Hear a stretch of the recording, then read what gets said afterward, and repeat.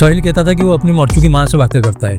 इस बात का फायदा मुस्कान ने उठाया। मुस्कान साहिल को अपनी बॉयफ्रेंड तो मानती थी, लेकिन उससे शादी करना नहीं चाहती थी। दूसरी तरफ मुस्कान के माँ बाप अपनी बेटी के लिए फांसी की सजा की मांग कर रहे हैं। पति को मार के 3 टुकड़ा करके सीमेंट के साथ ड्रम में भर दिया और घूमने के लिए हिमाचल चले गए। साहिल ने मुस्कान के ऊपर काला जादू करके उसको फोर्स कर रहा था कि उसके साथ। नमस्कार साथियों, जरा सोच के देखिए कि आप एक शादीशुदा आदमी हैं और आप अपना रोजी रोटी के लिए घर से बाहर रहते हैं और घर में अकेली रहती है आपका नई नवेली पत्नी। लेकिन आपको क्या पता, आप जब चंद दिनों के लिए घर में आते हो तो वही पत्नी आपको अपनी पुरानी बॉयफ्रेंड से मिलकर आपको अपने ही घर में हत्या कर देगी। जी हाँ, बिल्कुल सही सुना आपने। ऐसे ही एक घटना हाल ही में उत्तर प्रदेश की मीरठ सिटी में घटी है। चलिए इसको बारीकी से समझते हैं, आखिर ऐसा क्या हुआ जो एक पत्नी अपने ही पति को जान से मारने के लिए मजबूर हो गई। 26 साल की एक महिला मुस्कान ने अपने बॉयफ्रेंड के साथ मिलकर अपने ही पति की हत्या कर दी। मुस्कान ने साहिल के साथ मिलकर सौरभ की हत्या की योजना बनाई। करेंगे मेरठ के खौफनाक हत्याकांड की, जिससे पूरे देश में सनसनी फैल गई। हत्या के आरोप में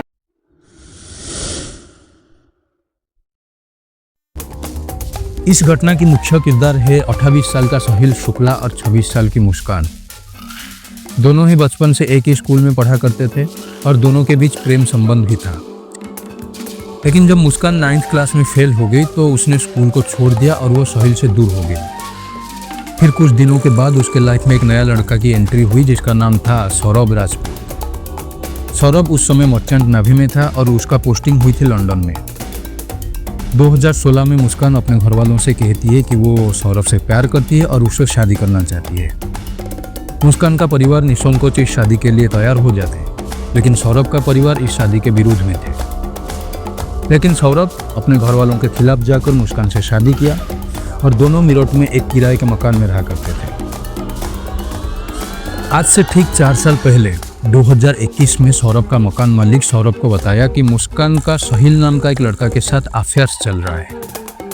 इसके बाद सौरभ और मुस्कान के रिश्ते में धीरे धीरे दरार शुरू होने लगा। दोनों के बीच झगड़ा और तमाम पारिवारिक उलझनें शुरू होने लगी और इसके बाद सौरभ तलाक लेने के लिए कोर्ट में अर्जी भी लगा। लेकिन मुस्कान तलाक के लिए तैयार नहीं हुई, बल्कि उसने सौरभ को इस बात से राजी भी करा ली कि वो अपने बॉयफ्रेंड से ना तो कभी मिलेगी और ना ही कभी बात करेगी। और फिर सौरभ ने मुस्कान को ये और एक मौका भी दे दिया। लेकिन सौरभ के लंदन जाते ही मुस्कान का वही सेम अफेयर्स फिर से चालू हो गया। लेकिन इन दोनों के बीच दीवार बन के सौरभ खड़ा हो रहा था, जिसकी वजह से इनको अफेयर्स करने में दिक्कतें आ रही थी। साहिल और मुस्कान दोनों मिलकर सौरभ को अपने रास्ते से हटाने के लिए प्लान बनाया। कई बार कोशिश भी किए लेकिन असफल रहे। और इस शादी में सौरभ को पहले दिन से ही धोखे मिलते रहे। फिर इसके बाद 24 फरवरी 2025 को सौरभ अपने 6 साल की बेटी की जन्मदिन के लिए लंदन से भारत आया। साहिल और मुस्कान इस मौके पर छक्का मारने के लिए पूरी तैयारी भी कर ली है। और 25 फरवरी की रात को मुस्कान ने सौरभ के खाने में बेहोशी की गोली भी मिला दी। लेकिन दुर्भाग्यवशत उस गोली की असर सौरभ पर पड़ा तो सही, लेकिन सौरभ पूरी तरह बेहोश नहीं हुआ। उसको समझ में आ रहा था कि क्या हो रहा है क्या नहीं। तो फिर ऐसी सिचुएशन में सौरभ के ऊपर हमला करना मुस्कान को सही नहीं लगा और मुस्कान ने सौरभ को जिंदा रहने के लिए और कुछ दिन का समय दे दिया। फिर 3 मार्च को मुस्कान और साहिल ने दोबारा प्लान बनाया। मुस्कान फिर से सौरभ के खाने में बेहोशी की दवा मिलाया, लेकिन इस बार डोजेस ज़्यादा कर दिया और सौरभ सचमुच बेहोश हो गया। और फिर मुस्कान ने साहिल को बुलाकर सौरभ का हत्या कर दी। फिर उसके शरीर को 3 टुकड़े करके एक ड्रम में सीमेंट के साथ जमा दिया। लेकिन इस घटना में काला जादू का शक जताया जाता है, क्योंकि साहिल ने सौरभ के सीने पर पहला चाकू मुस्कान से ही चलवाया और साहिल बार बार मुस्कान से कहता था कि उसे ही सौरभ की वध करनी है। सबसे बड़ी बात यह है कि वो सौरभ का हत्या नहीं बल्कि वध करना चाहता था। साहिल कहता था कि मैं सौरभ की हत्या नहीं बल्कि वध करूंगा। साहिल के कहने पर भी मुस्कान ने सौरभ के सीने पर बेरहमी से कई बार चाकू से वार किया और उसके बाद साहिल ने सौरभ का दोनों हाथ की हथेलियां और सर भी काट लिया।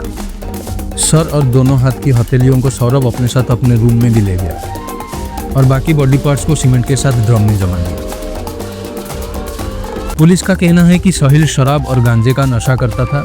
वो एक प्रकार का ड्रग एडिक्ट था। इन्वेस्टिगेशन में पुलिस को साहिल के रूम में कुछ इस प्रकार की तस्वीर मिली, जिसका मतलब होता है पिशाच की तस्वीर। और इस तस्वीर के ठीक ऊपर ब्लैक मैजिक स्टार है और इस पर भी 5 बार 6 लिखा हुआ है।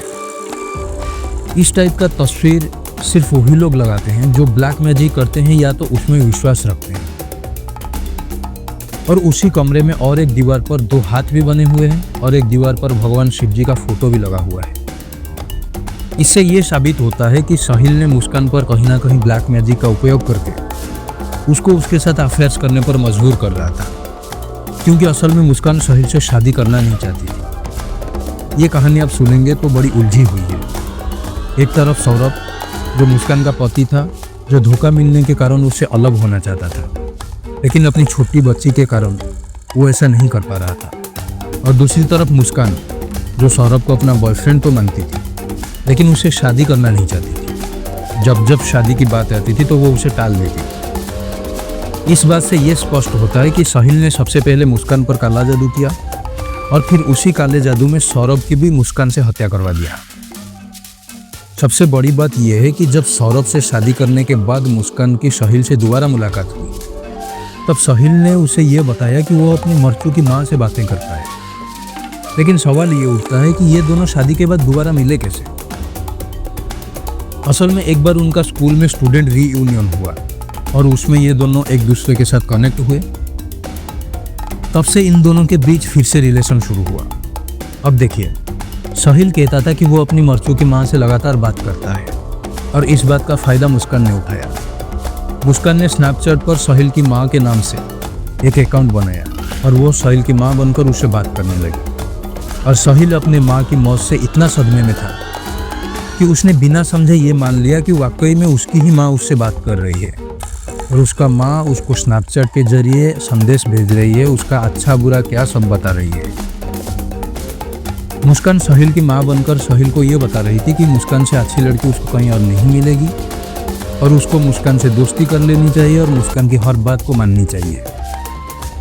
अब सवाल ये उठता है कि जो लड़का इतना नशा करता है, जिसका हालत इतनी बुरी है, जिसके पास पैसा तक नहीं, उस लड़के के साथ अफेयर्स करने के लिए मुस्कान अपने अच्छे खासे पति को धोखा क्यों दिया, जो लंदन में काम करता था। इसका कारण था समय। सौरभ के पास मुस्कान के लिए समय नहीं था और वो अपने नौकरी के लिए ज़्यादातर समय लंदन में ही रहा करता था। दूसरा कारण मुस्कान का यह आरोप है कि सौरभ ने उसको झूठ बोला था कि वो मर्चेंट नेवी में है, लेकिन मुस्कान का कहना है कि वो लंदन में किसी बेकरी दुकान में काम करता था। इसकी वजह से दोनों के बीच मिसअंडरस्टैंडिंग हुई और बात यहाँ तक पहुँच गई। अब दोनों ही एक दूसरे को झूठ बोल के धोखे दे रहे थे। हालांकि मुस्कान की बात अभी तक सच साबित नहीं हुई, लेकिन इस हत्याकांड के बाद मुस्कान के माता पिता खुद ही मुस्कान को फांसी देने की मांग कर रहे हैं। उनका कहना है कि मुस्कान ने उनसे जीने का हक छीन लिया है। गलत कराए जी, वो अपना जीने का हक खो चुकी है। मेरी तरफ से फीलिंग मर गई है, उसके लिए उसे फांसी होनी चाहिए। मेरा बेटा जीना है, मेरा बेटा। लेकिन ऐसी घटना के बाद अक्सर परिवार वाले जो अपने बच्चों के साथ खड़े रहते हैं, लेकिन यहाँ लड़की के परिवार वाले लड़के के साथ खड़े हैं। उनका कहना है कि सौरभ एक अच्छा लड़का है, सारी गलती मुस्कान की है और उसको कड़ी से कड़ी सजा मिलनी चाहिए। बहुत केयर करता था वो, हमें बहुत मानता था।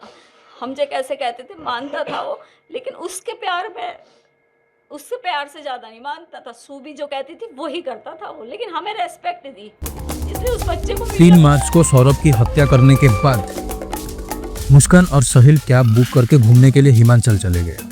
और जब उनके पास पैसा खत्म हो गया, मुस्कान को घबराहट होने लगी और उसने अपनी माँ को सारी सच बता दी कि साहिल और वो दोनों मिलकर सौरभ को जान से मार दिया। सौरभ अब इस दुनिया में नहीं रहा। फिर उसके बाद मुस्कान के ही माता पिता पुलिस के पास गए और बताया कि उनकी ही बेटी यानी कि मुस्कान ने अपने ही पति की हत्या कर दी है। ऐसी माता पिता को हमें सलाम करना चाहिए जो इस अपराध में अपने बेटी का साथ नहीं दिया, ना ही उसके अपराध को छुपाने की कोशिश की, बल्कि अपने ही बेटी के लिए फांसी की सजा की मांग की। तो दोस्तों, इस केस में हमें सबसे पहले ये सीख मिलती है कि झूठ के आधार पर कोई भी रिश्ता ज़्यादा देर तक नहीं टिक पाता। दूसरा, चाहे हम कितना भी बिजी क्यों ना रहें, अपना रिश्ता को समय देना ज़रूरी है, चाहे वो रिश्ता पति पत्नी का हो या फिर दोस्ती का। तीसरा, जब नई नई शादी होती है तो अपना पार्टनर को अपने पास ही रखना चाहिए, नहीं तो गाड़ी पटरी से उतर सकती है। चौथा, शादी के बाद हमें चाहे कोई कितना भी मजबूर कर ले, लेकिन हमें अपने पार्टनर के सिवा किसी और की तरफ ध्यान नहीं देना चाहिए, नहीं तो फिर सौरभ और मुस्कान जैसी दशा हो सकता है। वीडियो देखने के लिए बहुत बहुत धन्यवाद।